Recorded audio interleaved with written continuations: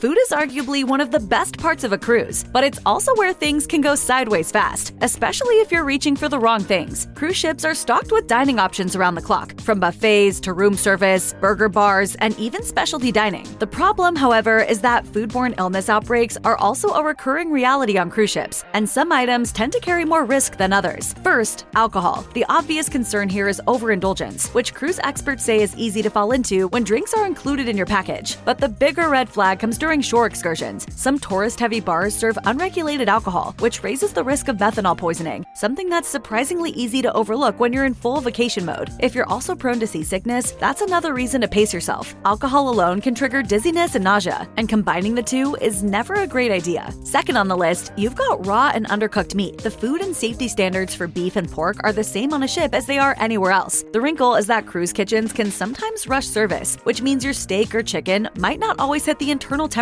it should. We're talking salmonella, listeria, E. coli, all of the usual suspects, none of which you realistically want to get acquainted with mid-voyage. Raw preparations like steak tartare carry even more risk, and they're much more likely to harbor the kind of pathogens that will put you in your cabin for the rest of your trip. Finally, you've got the ever-so-tempting cream-based sauces. Think Alfredo, Hollandaise, and pretty much any other dairy-rich option that's likely been sitting out in a buffet tray for an extended period of time. The issue is that these can spoil pretty quickly if they're not stored properly. And let's be honest, the buffet format doesn't always work in your favor. So before you load up, it's worth a quick look. If the sauce appears separated, grainy, or even slightly off color, that's your cue to choose something else. Oh, and the same goes for condiments like salsa and relish. If the container doesn't feel cool to the touch, there's a good chance it's been sitting out long enough for it to be a problem. Don't worry though, you don't have to stick to just bread rolls and water during your voyage, because while none of these warnings mean that the food on your cruise isn't worth enjoying, it's always better to be safe rather than sorry, especially when the closest exit is a lifeboat.